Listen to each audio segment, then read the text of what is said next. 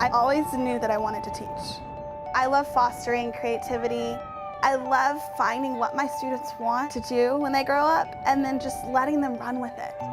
My name is Molly Cisneros-Haynie. I teach 4th grade at Highland Park Elementary in San Antonio, Texas. A lot of our students come from single-parent homes. Their students feel like because of where they come from, they can't make anything of themselves. I grew up with a single parent. My mom worked 2 jobs just to put food on the table, so I understand what a lot of these kids go through. I always tell my kids there's no excuse. Yes, life is hard, but they need to have goals, and they're all going to go to college, and we want to prepare them for that. I think a good teacher knows their students. I know all my kids' former teachers. If they're struggling with something, I need to go ask their former teacher what they did, because we collaborate a lot at the school. For example, I have a student that came to us last year when she was in the middle of 3rd grade, and she didn't know her letters, she didn't know her sounds, so that student went to our reading specialist. The reading specialist worked with her. The 3rd grade teacher worked with her. The librarian picked out books that she knew that she could read. And now she's in my 4th grade classroom, and she can write a whole paragraph. It wasn't just me and her 3rd grade teacher that helped the student know how to read. It was the whole school.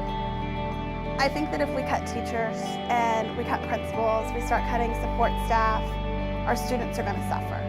It's not about the adults at the school, it's about the students. I have 22 students in my classroom. If we get rid of the cap, we could have up to 30 students or more. Students need to feel comfortable in their learning environment, and it's really hard to do that when you are crammed in there like sardines. We want to show the country that Texas does care about kids, and Texas cares about our students' education and our students' ability to go to college. The realities of the classroom sometimes just seem really lost on the politicians and the bureaucrats.